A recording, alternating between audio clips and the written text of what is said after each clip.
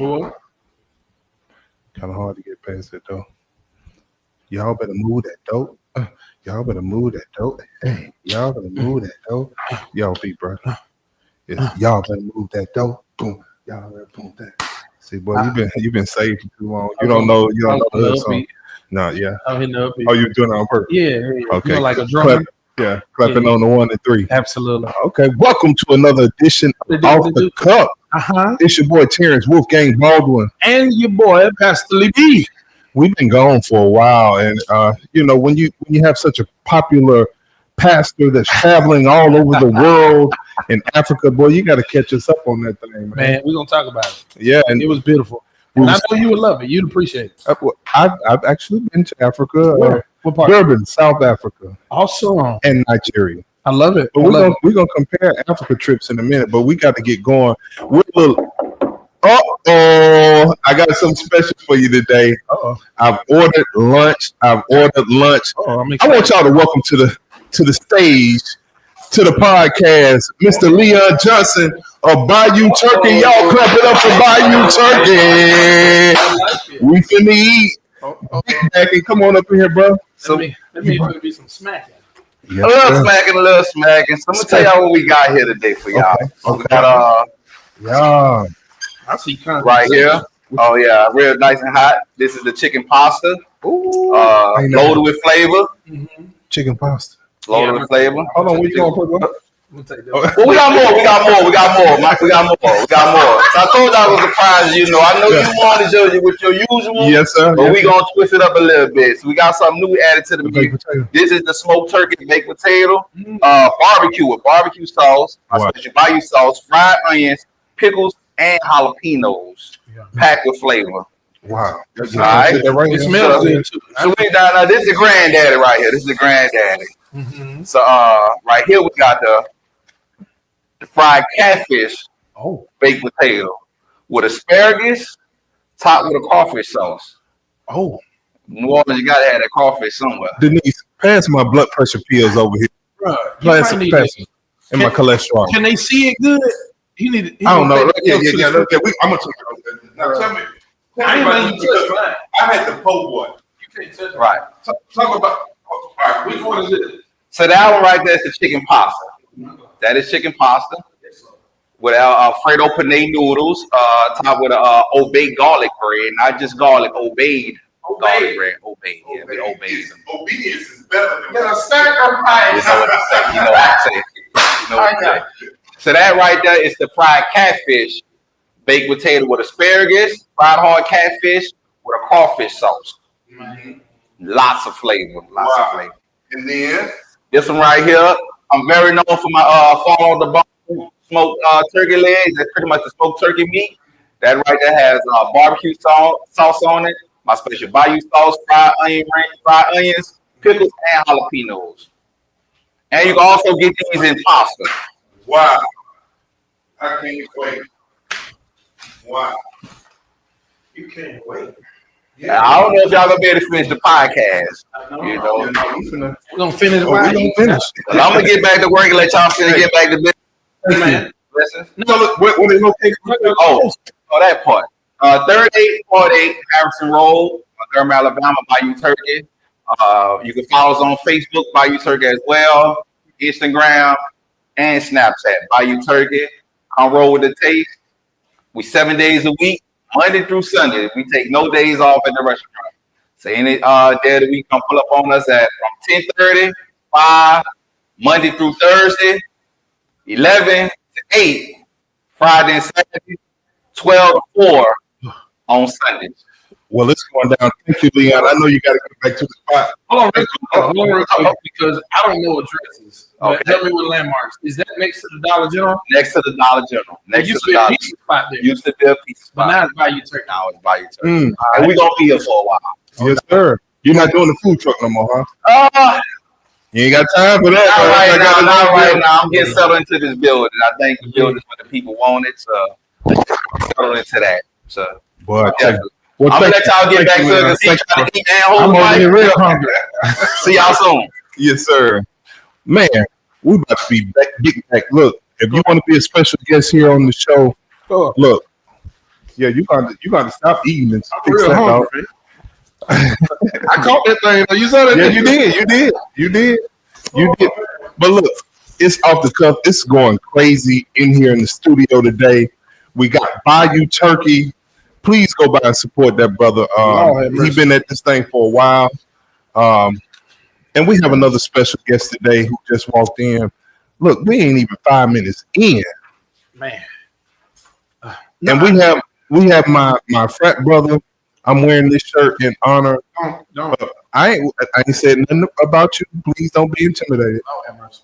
But my homie, my ace, used to want to slap the taste out my mouth. I know. Make some noise for my brother, Chuck James.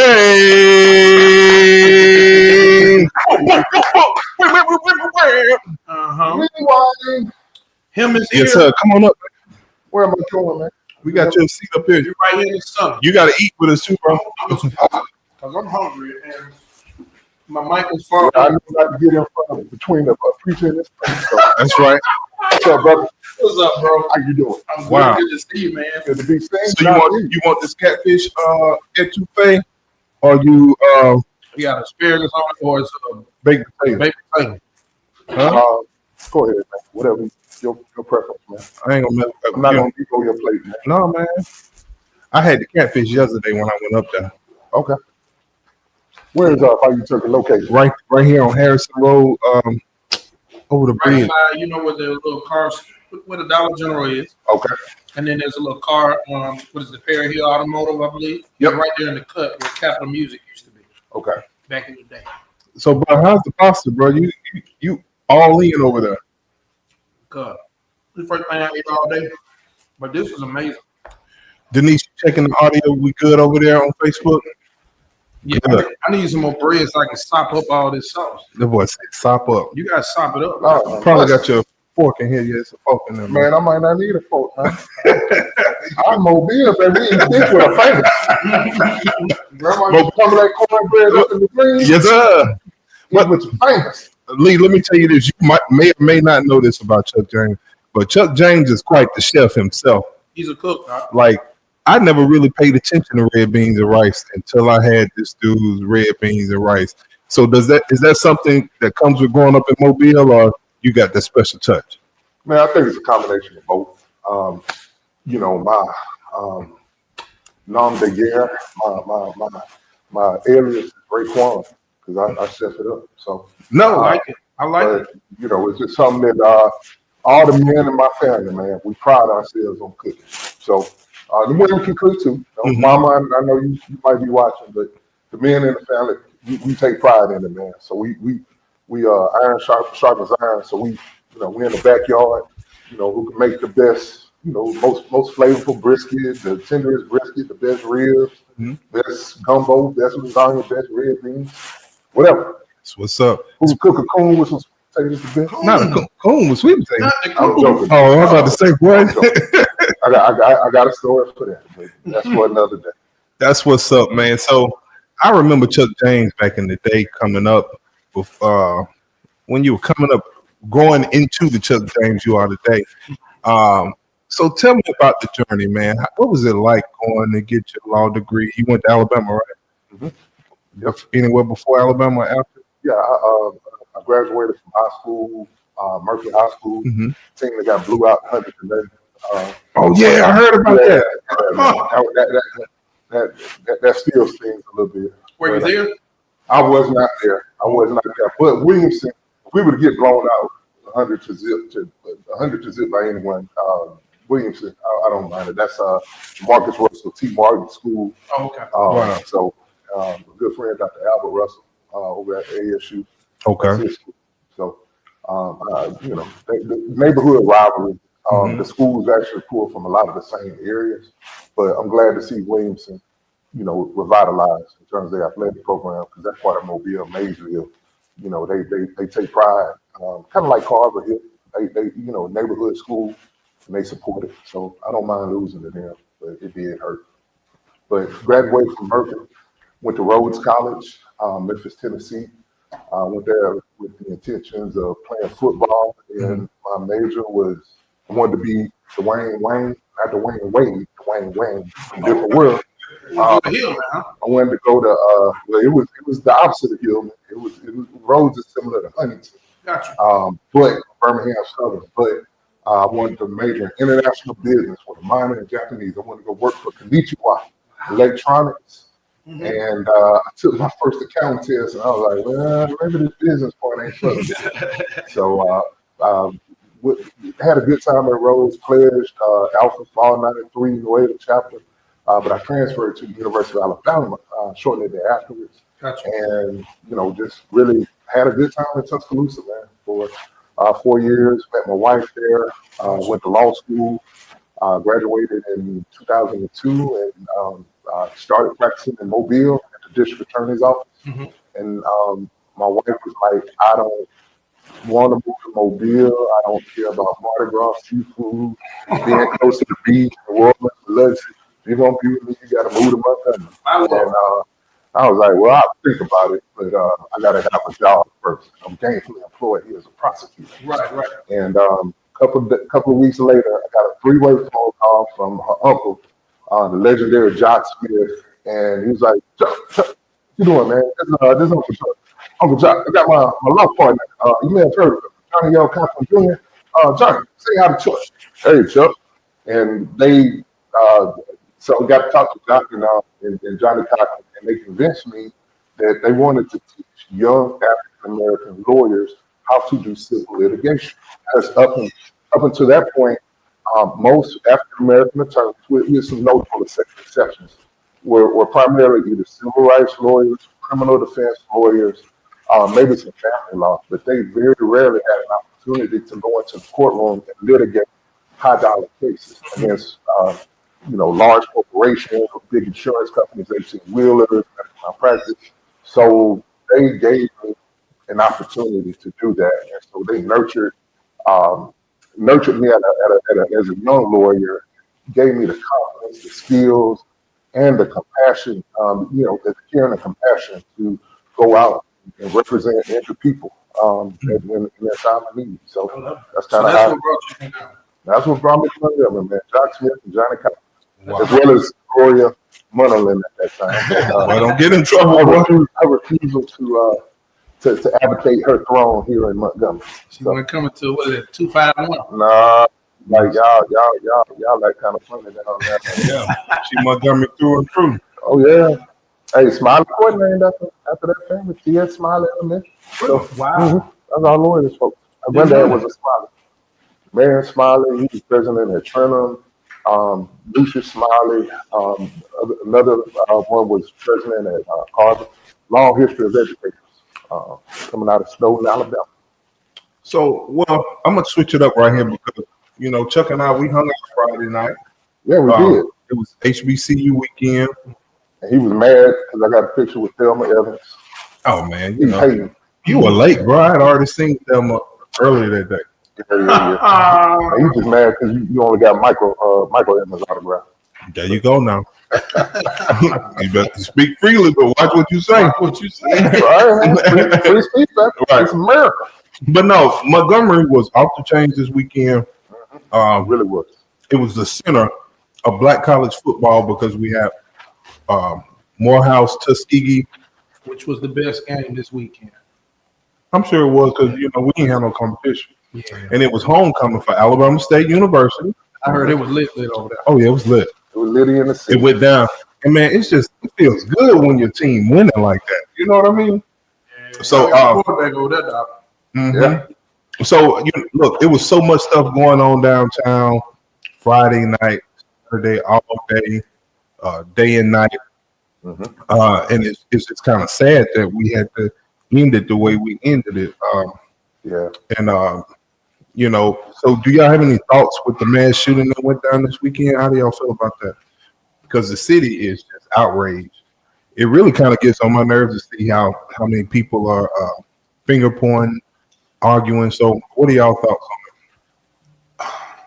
Now, I will say this. One of the stages of grief is blame, right? We start playing the blame game. One truth is, with the lives that were lost and with it being in its own way televised, the footage of what occurred occurred, there's a lot of people grieving. So in their grief, they're blaming people. I, in a very sensitive way, wish that we could just pause and actually mourn the loss of those who passed away in transition, while yet praying for those who are in the hospitals before we get to making a platform out of a tragedy. But it happened instantly, and it was so sad. I saw it from a leader perspective. I was at the Tuskegee Morehouse game, so I saw the mayor, on the field watching the DJ cut up and all of us having fun. And for me and my family to leave, they started playing a little of that twerk music. I had to go get my get my baby girl out of there. Like, this way, let's go.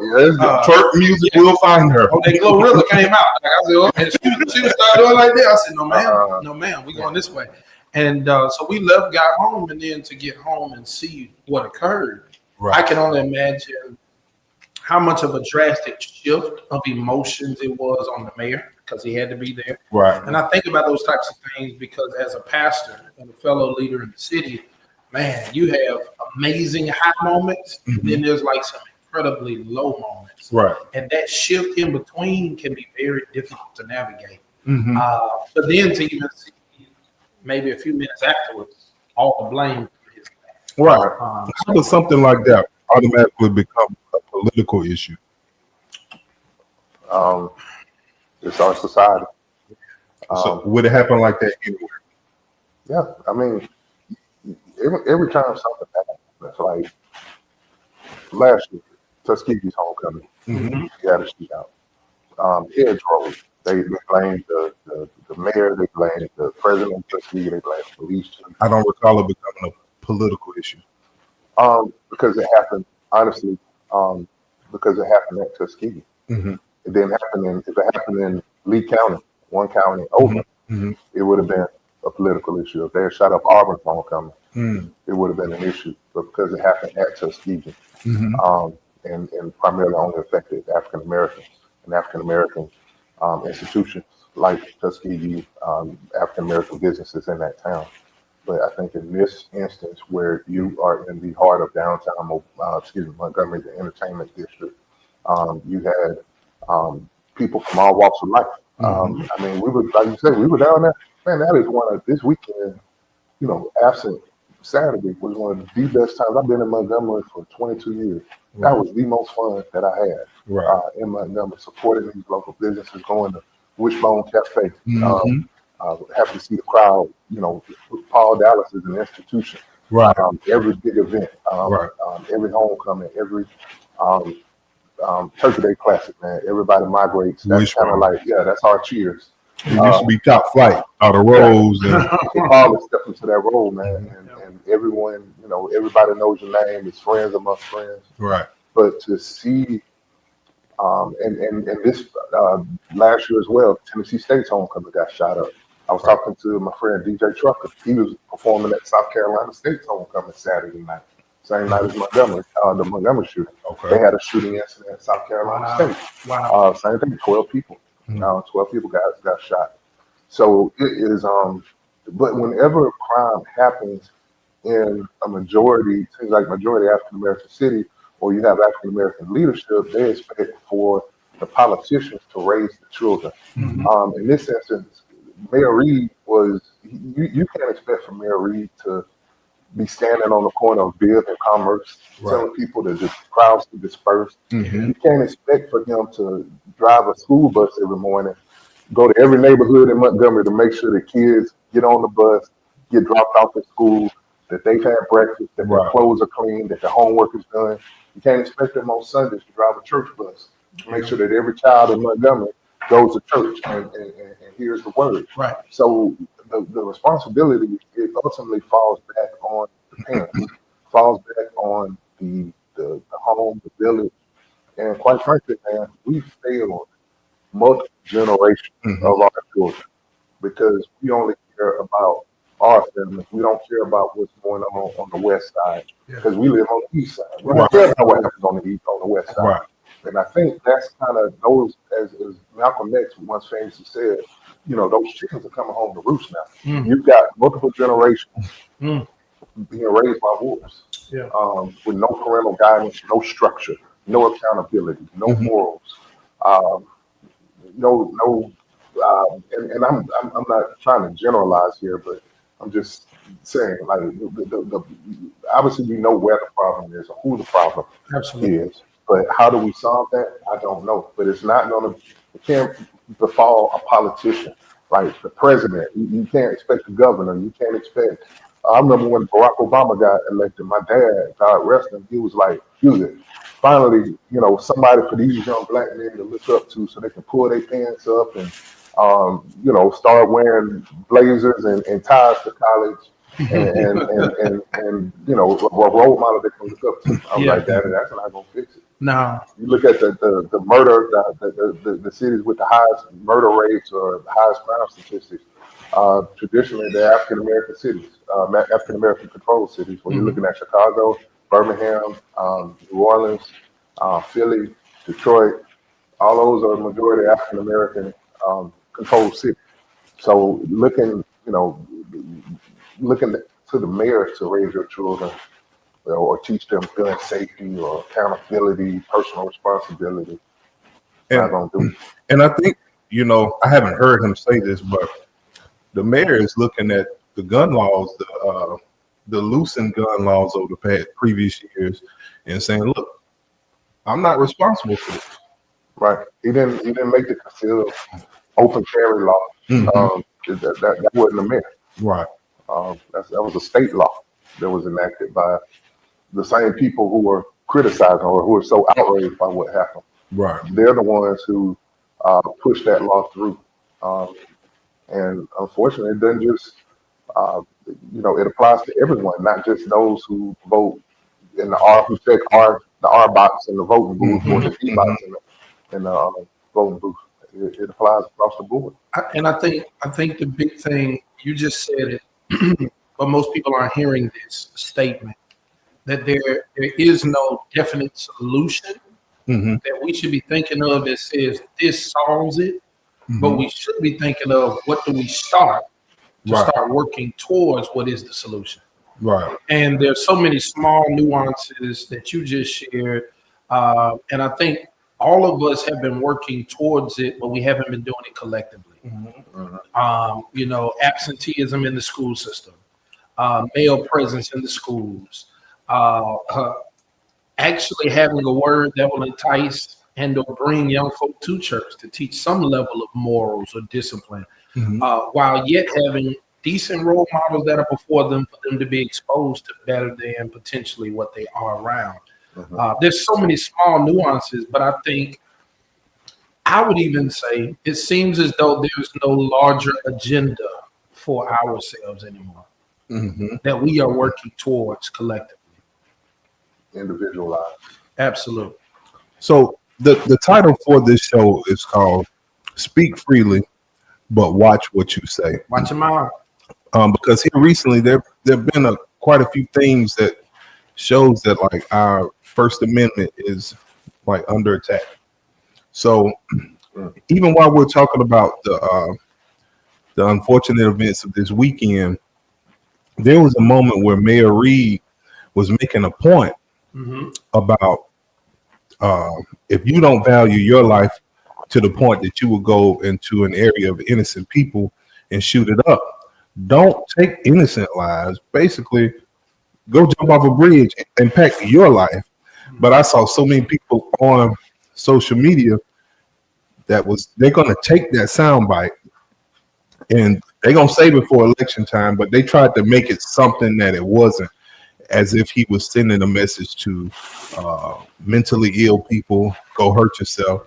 And so at what point, like, yeah, you can speak freely, but the consequences that come behind you speaking freely, like, what do you think about our First Amendment rights right now?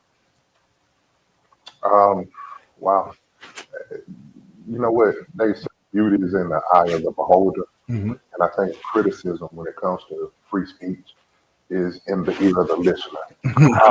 What side of the aisle are you on? Right. If you're pro Mayor Reed, you're like, you're right. You know, if y'all gonna kill each other, kill your own selves. Don't put us in harm's way. Right. But then you got other people that are saying that he's advocating or he's belittling the mental health crisis. I know for working when he was a probate judge, man, he was so innovative in terms of trying to find adequate resources. When the same people who were criticizing him, first thing you do when the new budget comes out with the state house, they're gonna cut education, they're gonna cut Medicaid, and public health principles. Then they're gonna cut mental health.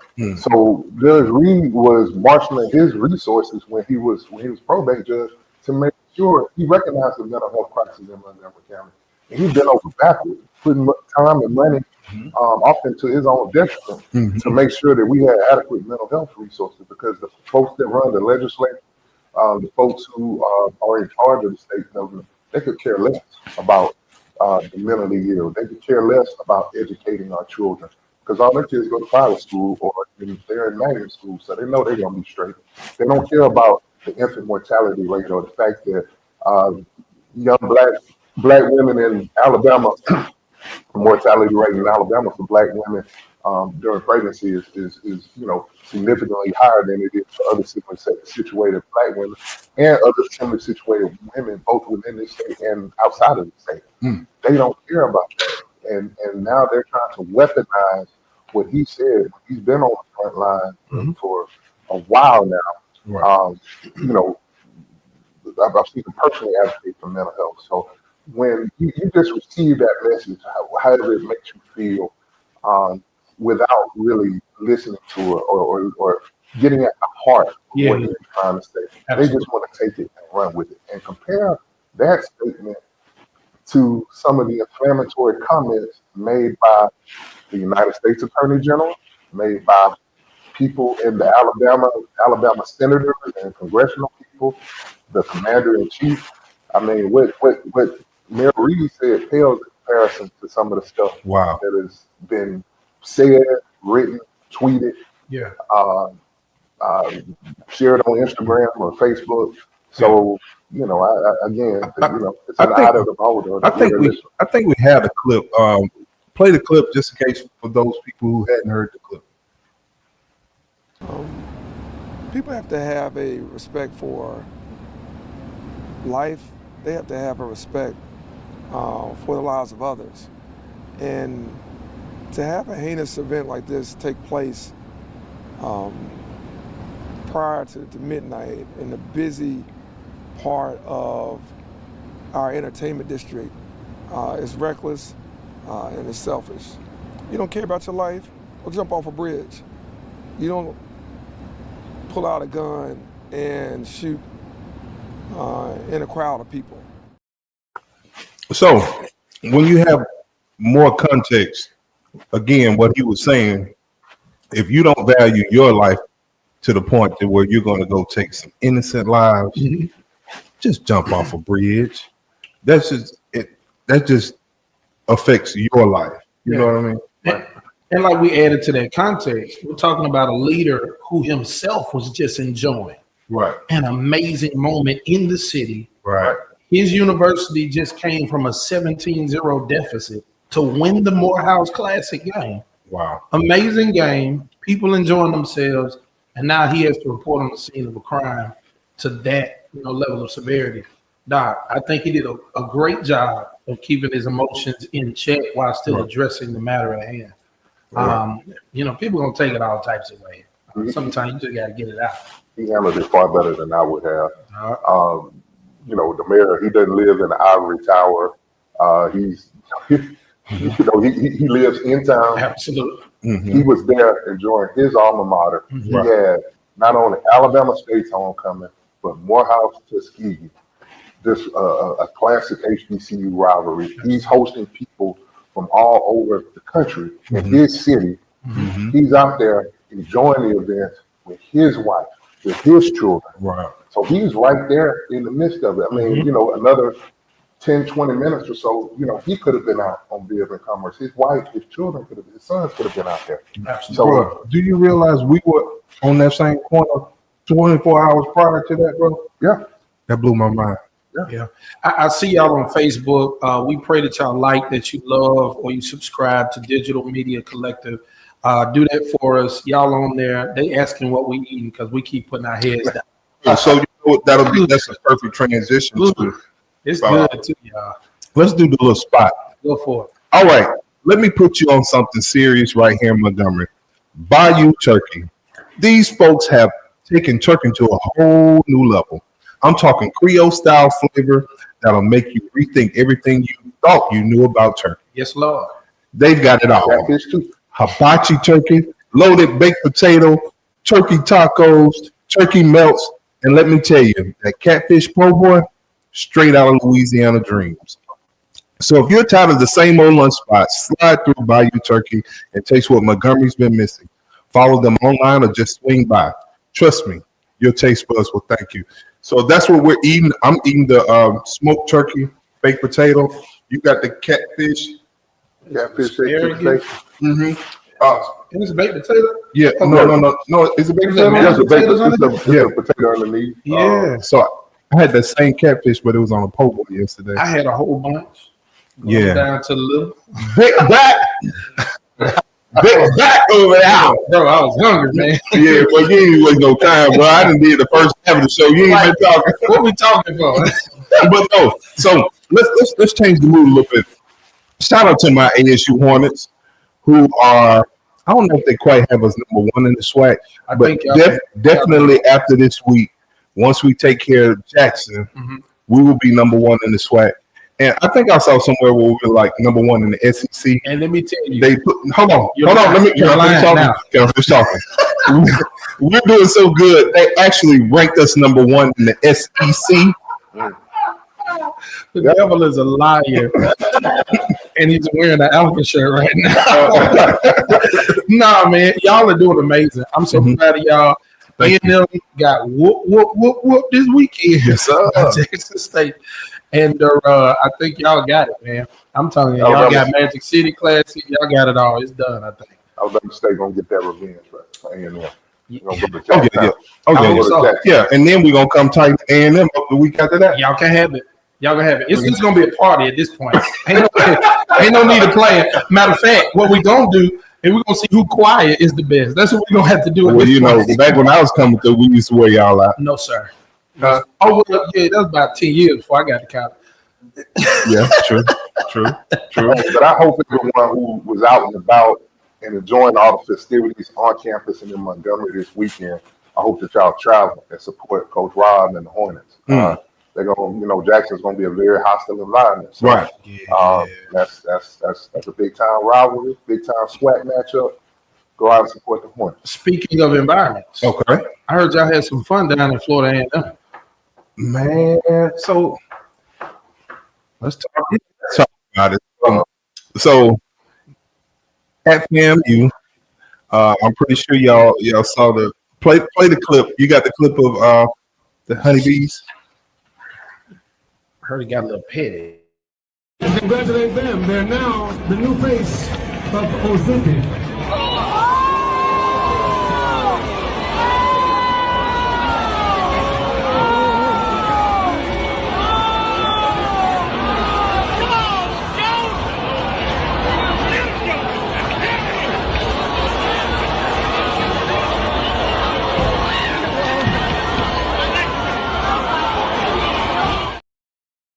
So basically, the announcer down at Florida A&M said over the speakers that the honeybees were the new face of Ozempic. And so, keeping with the theme of speak freely, but watch what you say, Watch your mouth. I went to TikTok immediately to see what was said. And if I'm God honest, I initially didn't think it was so bad because I've seen marching bands take jabs at other marching bands. That's just a part of that culture. So I was like, what's the big deal? Like honeybees, they're known as plus size, agile women who are doing these things that you traditionally wouldn't think that a woman could do of that size. So that's what makes a honeybee. For him to make a joke about their weight didn't seem too far out of bounds to me. And there are some people that are in the comments that felt the same way. But the more I had the discussion, and I spoke to some friends over at Alabama State, he was making a jab at students. True. Yep. And Dr. Ross it's his job to protect our students. Yeah. So whether it was funny or he thought it was lighthearted, like if you want to say, yeah, those bumblebees, make a general joke about ASU fans, that's cool. But when you attack a student organization like that, that's where I feel like I agree with him stepping in. I'm gonna ask this question. Mm-hmm. All my years of marching in band, normally you had your own announcer. Right. So why was he saying anything while they were on the field? That's true. He was out of pocket. That's kind of weird. Unless they've changed things. Normally you got your own person who does their whole presentation of your band, their own specific way, and nobody else is on the mic at that point. But once again, as you said, we come from a different culture. And a place in society or a time where we had Comic View and Def Comedy Jam, and taking them jabs was funny to us, Yeah. But now we live in I would say, a more sensitive, hypersensitive in some ways society where, one joke can turn into bullying, can turn into depression, can turn into suicide, things of that nature. So we really have to be a little more sensitive. Because it sparked deeper issues like body shaming and weight stigma, the line between competition and disrespect, institutional accountability and representation and affirmation. So that's a lot. But the reason I think it's interesting and it relates to freedom of speech, again, I've heard over a dozen times marching bands talking about each other. But let's just say Dr. Ross, that day, his feelings were hurt for the honeybees that day. And the thing about feelings, that can change from day to day. Absolutely. So on this day, Dr. Ross had a bad feeling about that. And he should have. But the next day, he probably wouldn't have. Probably would have. You know what I can see that same situation happening somewhere else. True. I think it was he had the mic, nobody could rebuttal. And then the reaction of the parents. Did you hear them? They're like, "Oh, yeah, I know you didn't." Oh, right. So it was like from a leadership standpoint, well, you got to address that. Right. And now this becomes the mandate, for any other level of disrespect. And so, go ahead, Chuck. No, I'm like, the bottom line at the end of the day, you got a grown professional man, right, talking about children. And these, let's face it, these are kids. They're between 18, maybe 21, 22 years old. They're students. They're giving up their time. They're committed to this program, to the band. Why would you single them out? It's one thing to take a jab, at the band, like y'all's drums aren't as good as ours, or listen to, you want to hear a real horn section, listen to us. Yeah. But, attacking the major reds, attacking the honeybees, right, personal attacks on the drum majors, I think is just, right, or the band director. Right. I think that goes too far. That's right. And he should have been reprimanded. And yeah, it's America. You got freedom of speech, but you also have social responsibility. And that was a socially irresponsible statement that he made. He paying for it too. Right. He deserves it. Literally. He deserves it. Speak freely. Now, it's your right to say what you want to say. Watch your mouth. Well, I'm anxious to see how the conversation goes at Mississippi Classic, because we know that's really a war zone for us. And we will hope that they keep that same energy. Who is they? ASU. Bro, we ain't worried about y'all, dog. Y'all be up in. We look at Cowboys. We playing Dallas Cowboys in a couple weeks, bro. Y'all looking at the Cowboys. Boy, y'all funny. Hey, but one thing about Chuck James is a music head. He's a music head? What? Oh, really? Old school hip hop rap? Come through. Spit one. Your verse right now. Come on. Oh man, don't do that. Oh, he's scared. Don't do me like that. I was at the shop. I was at the shop. You dropped it on me real quick. Man. All right. Today's topic, self-destruction. It really ain't the rap audience is bugging. It's one or two suckers, ignorant brothers, trying to rob and steal from one another. You've been caught in the midst. So to crush that stereotype, here's what we did. We brought ourselves together so that we could unite and fight for what's right, not negative, because the way we live is positive. We don't kill our relatives. Pop, yeah. Okay. Pop with a shot. Who's to blame? Front page, verse, the blame. MC Delight. Funky fresh, dressed to impress, ready to party. Money in your pocket, diamonds in your body. To get inside, you pay the whole $10. Scotch tape with the razor blade, tape to your collar. These guns in the image and the lines alone. MC Lights on the microphone. I don't know the rest. Hey, I never ever ran from the Ku Klux Klan, and I shouldn't have to run from a black man. Yeah, self-destruction. Look at that song. Literally has been in my mind since Saturday. Since Saturday night. Wow. Literally, I love it. You want to remake it? Like we can. No, yeah. Who sung is that? Oh, that's the We Are the World of Hip Hop, boy. That's the that one. East Coast. Big Daddy Kane, MC Light, Public Enemy, Heavy D. They all got this is after an incident at a venue in Long Island, rap concert. Somebody got stabbed. It was like the Latin Kings versus somebody. It was a gang war, but it happened at a rap concert, and they stopped having rap concerts on the East Coast due to the violence. And so the artists united, and then put that platform together to hey man, we can get together. It's not the music, it's the people. Yeah. Is it on Apple Music yet? Oh yeah, it's been out, man. Okay, it's 1989, 90. So do we think that's when I was born? Wow. Hey, bro, you shouldn't be up here. We part of the problem of the solution. We talk about the young folks. No, he's definitely the young folks don't know that. Lee be different. 88, man, the greatest year of rap. Absolutely. Yeah, I don't know none of that. So my church baby too. So yeah. That was a very strong petition by the hip hop community to make self-destruction at that time. But do we ever have stuff like that from the rap community like now? Now? Music's changed. The culture's changed. Majority of music is promoting what happened. And it's even promoting in the worst way. They don't only say at night, they say during the daylight. Right. Majority of it. And that's your top artists. From Future, Drake to whoever else. So I couldn't see that coming and it actually be genuine. Like what y'all are stating.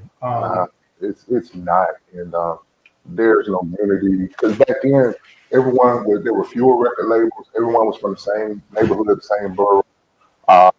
You went on tour together. You recorded in the studio together. Now you record on your iPhone and email your verse. Yeah. So the unity is there. The messaging is definitely off. I saw something like a meme or something. Like we grew up, my generation grew up listening, and I'm definitely not popularizing or glorifying it, but my generation grew up listening to music made by drug dealers. The new generation listens to music made by drug users. Right. And so the mentality is that's funny. Yeah. I ain't thinking about that. That's good and wrong. Right. That's good and wrong. So I did see on my way here that Spooktacular was canceled. Yeah. I'm pretty sure just seeing that made me think about other events that might be getting canceled due to probably the fear of something catastrophic happening again. How do you think we should press forward as a city in the wake of, still in the midst of this season of, I would say, bereavement and even death in the lives of some men? I think we should use this as a rallying point, a call for unity. I'm advocating MGM strong. Let's come together. Right. Whether you live in Pike Road, whether you live in East Montgomery, whether you live on the west side, whether you live in Mobile Heights, it's one community. Yeah. Our kids play sports together. We shop at the same grocery stores. We interact. We eat at the same restaurants. Man, let's get together. Put our heads together. Put political differences aside. Absolutely. What can we do to make sure that this does not happen again? And beyond putting it at the feet of the mayor or the city council or calling in the militia, federal troops to come in, which is the dumbest idea ever. I was just about to ask you. Yeah. Go ahead. But let's figure out what we know what happened. How do we prevent it from happening again? Does that mean that we take it upon ourselves to go coach little league sports? Does that mean that on like we did on first day of school, all the Greeks come out and we high five the kids, wish them good luck? Does that mean that we sponsor kids who not necessarily all the A students, but what about the kids who went from B's and F's to C's? Let's reward them, give them encouragement, invest in them. Right. We gotta invest in the children who are in failing schools, who often come from failing homes and failing communities. Absolutely. We've got to reach back and make them feel as if they matter. It's our obligation. If you feel like you matter, do you think you would be downtown shooting at somebody with at least 50 feet away from you? Right. You don't care about yourself. If I don't care about myself, I don't care about you. I don't care about the repercussions. Give them something to look forward to. Absolutely. Wow. So you, what's the big fear with the military coming in and cleaning up the streets? Man, policing is it's more than having a badge and a gun, man. Think about it. Military troops are only used to NATO rules of engagement. They're dealing with enemy combatants. They're dealing with Al Qaeda. They're dealing with the Taliban. They're dealing with Sudanese rebels trying to hijack, doing sex trafficking or in Somali pirates trying to hijack tankers. They're not used to dealing with cousin so and so who's a good guy, but he's not taking his mental health medication. So he's resistant he's not compliant. Grandma feels threatened or somebody calls the police and you're dealing with somebody who's mentally ill. Yeah. They don't know how to de-escalate that situation.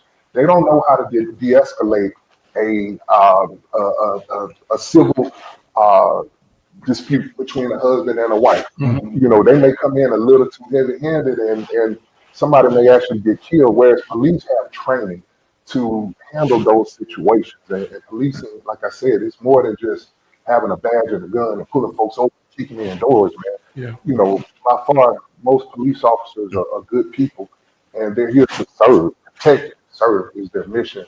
And not to say that our brave men and women who wear uniforms aren't here to protect and serve, but it's a totally different concept. Different mind space. Yeah, you looking for IEDs as opposed to pulling over truck drivers. Absolutely, and I agree with that because I was in I was in leadership Montgomery when we took that ride with the police. Majority of their calls were mental health calls, and there's 2 and 3 cops, coming together to solve this situation, de-escalate it, because in most cases all they needed was a conversation. They needed a mediator. Right. And so you're totally correct on that. So let's just say policing in working.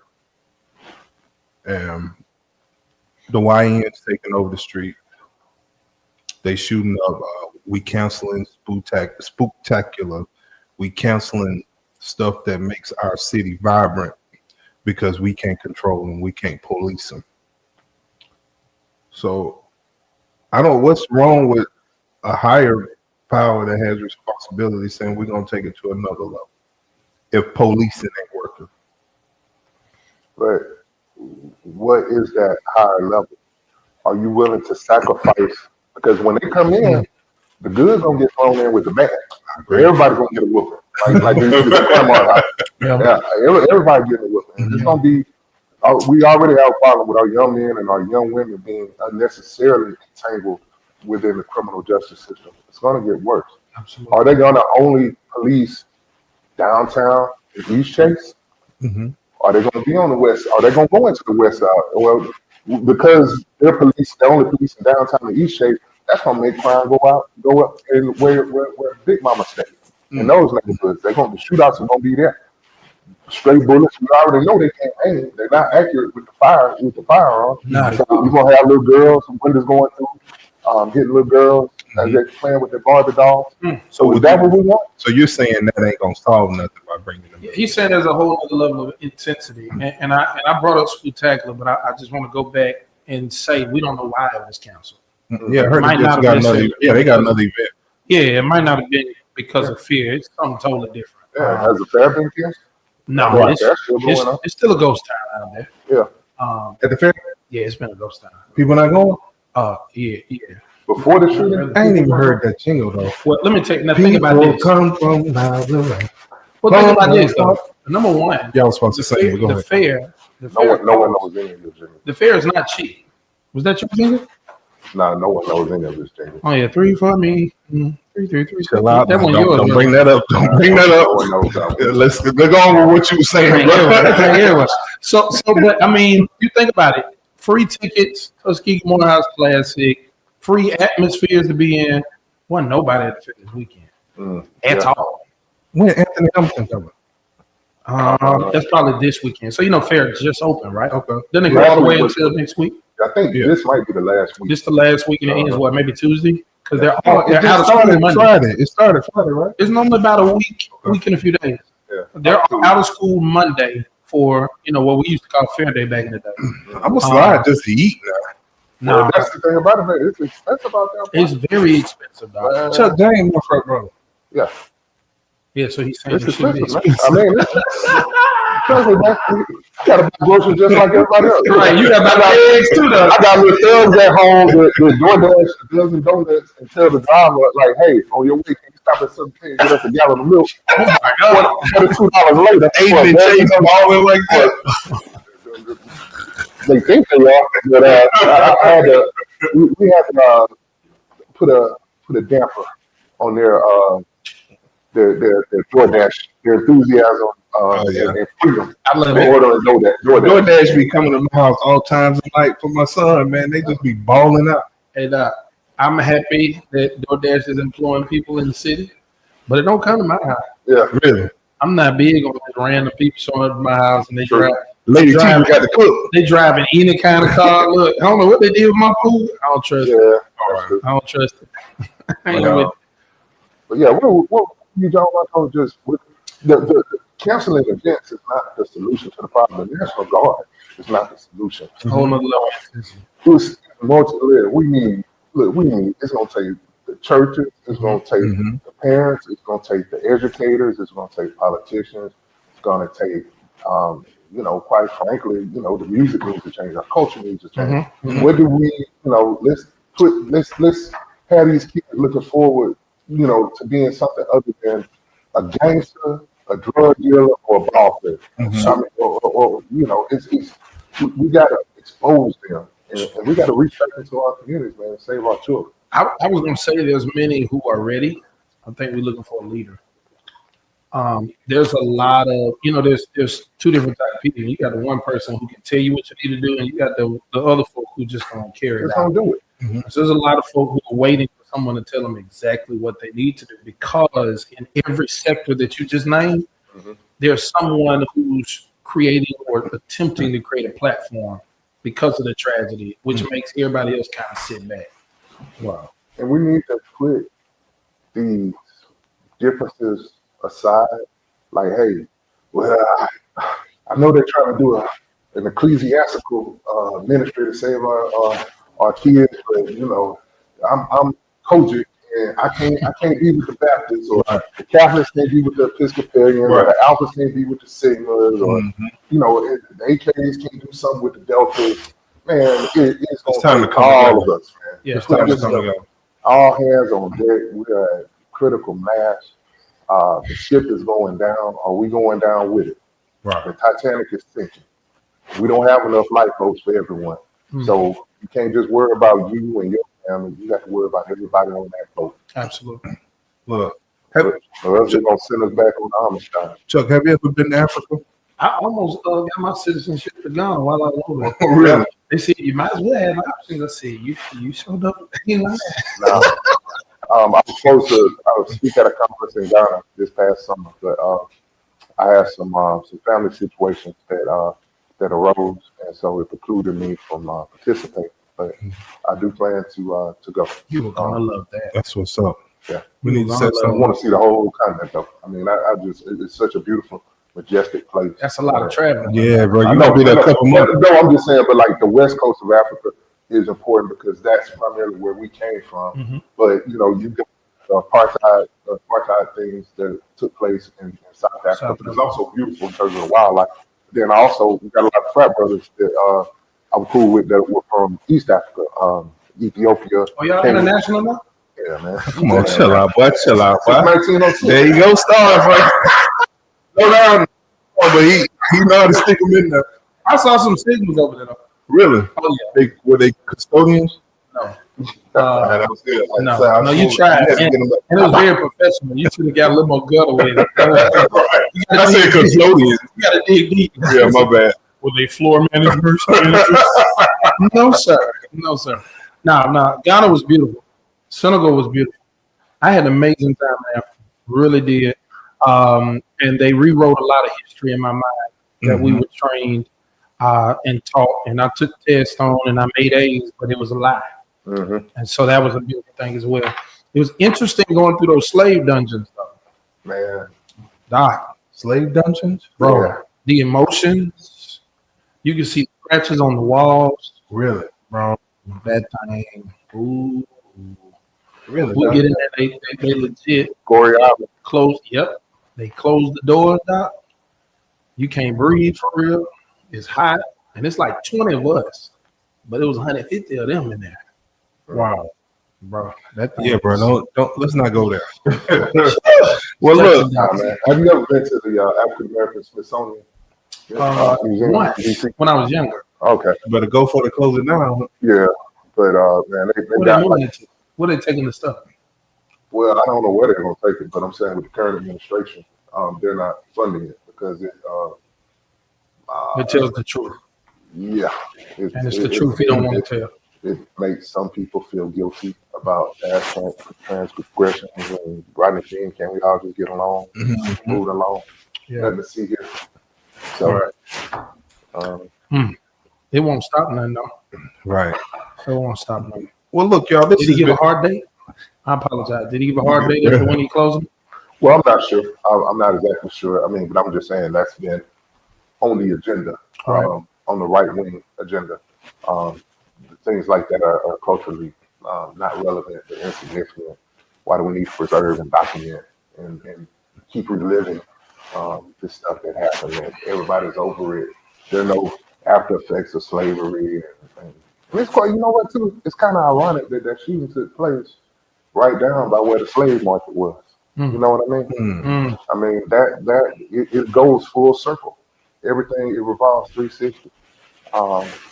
You know, that's that historically, you know, we're the cradle of the Confederacy, the birthplace of civil rights, the shot that started the Civil War, the telegram, emanated from Montgomery, downtown in that area. Of course, the slaves would come up from Mobile, unload unload on the river and, you know, be ferried off to the plantations in Wall or Raymer or Selma, Lowndes County. So, you know, those past sins, man, continue to bear fruit. The Absolutely. historical, you look at the historical context of how we have just been systematically, intentionally, you know, we're the only people who came over here not on our own free will and accord. We're the only ones. Everybody else voluntarily jumped in that boat, hopped on that ship, flew on that plane to get over here. I don't, as you saw from the claw marks at Goree Island, nobody volunteered to take that little passage trip. They had It wasn't a love boat. the door of no return used to be large, but they couldn't count. And so they made it so small that only one person could squeeze through at a time so they could count. It's interesting, even the place of the last bath, where they took their bath before. And like you said, that fruit keeps reproducing. And I think it's really a lack of our knowledge of our history that causes us to not, you know, care about our life or the life of someone else who in majority of these cases looks exactly like us. And we're legitimately brothers and sisters and don't even know it. Right. It might sound minor too, but I think once we got away from everyone living in the same neighborhood, the doctor, the lawyer, the dentist, the barber, the maitre d' at the country club, the custodian at the jail or whatever, the principal, the bootlegger, the gambling house was all on the same block, and everybody lived together in harmony. Right. But after desegregation, those who could leave left. But another thing that we got away from was those old ways of living. Shelling peas, growing, hunting, fishing. You respect life. You respect nature. You respect the power of a gun. Right. You only pull out a gun if you need it to defend yourself or to provide for your family. That's the only time you brandish or pull a gun out on someone or something.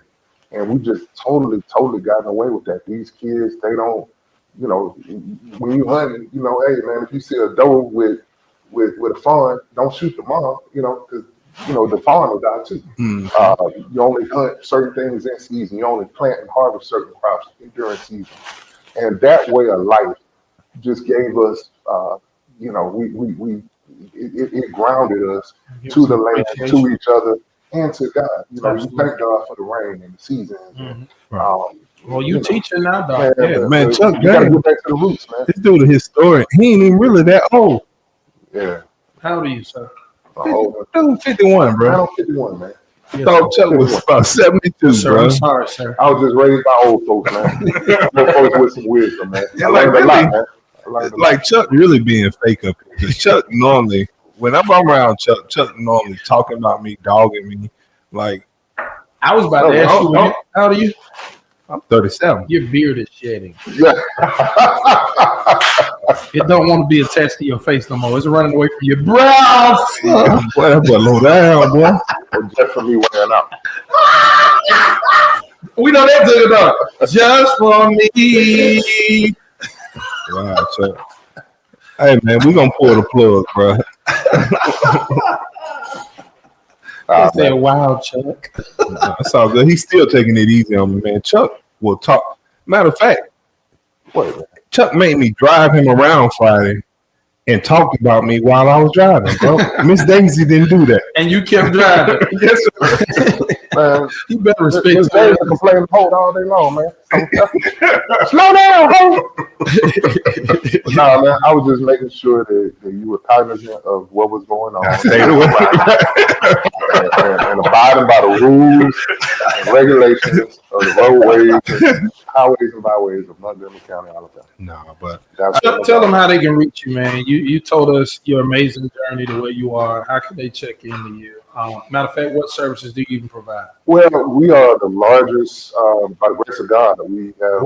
We started out two guys practicing law off of their cell phones in their cars.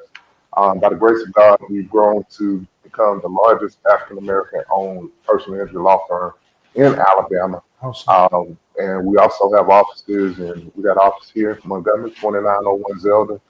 You pass by the building, it's got the digital billboard. We've got an office in Hoover, there's a Galleria. We've got an office in Metro Atlanta, in South Fulton County, in the town of Fairburn, which is real convenient. It's right off of 85, right before you get to the airport exit. And then we're opening up an office in Thomasville, Georgia, too, to service South Alabama, South Georgia, kind of the Wiregrass area, the Albany area of Georgia, and then Tallahassee.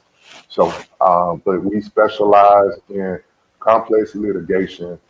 We sue hospitals. We sue airlines. I actually got an airline case, 2 airline cases, My Lord. where I'm suing airlines, whichever main name is, for injuries sustained to passengers due to mechanical defects. We do medical malpractice. 18-wheelers and motorcycles are actually my favorite cases, just because I love the opportunity. There's always something that you can find wrong when you're looking at an 18-wheeler case. There's some sort of rules violation that driver or that company committed, and I love catching them on it and adding value, gaining a sense of justice for my clients.